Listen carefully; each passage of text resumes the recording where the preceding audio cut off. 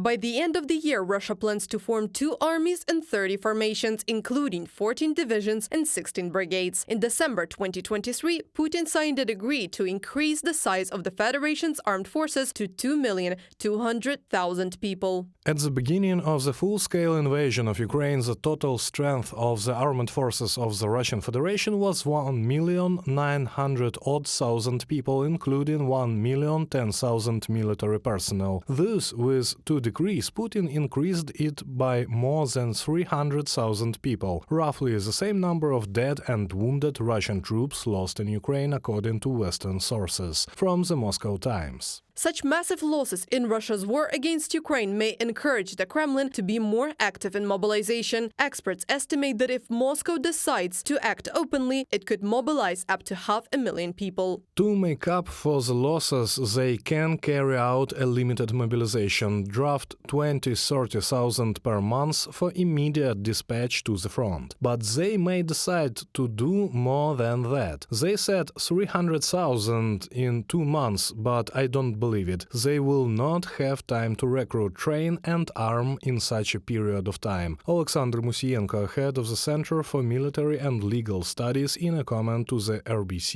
Ukraine. After the pseudo-elections, the Kremlin may change legislation to allow larger-scale mobilization. For example, the State Duma has already backed bills allowing convicts that committed rape to sign contracts with the Russian Defense Ministry, the Moscow Times reported. Thus, another category of Russian convicts will be sent to the war against Ukraine. This is a proof that current recruitment methods do not meet the Russian generals' needs for cannon fodder, experts say. Perhaps they will try to recruit 100, 150 or 200,000 people, but it's very difficult. People don't want to participate. They offer crazy money, but each time it's becoming more and more difficult. Perhaps these people will be needed for rotation, because there is no such thing as rotation in the Russian army. And of course, the problem is in financing the military-industrial complex. This means even more money and more ammunition are now needed.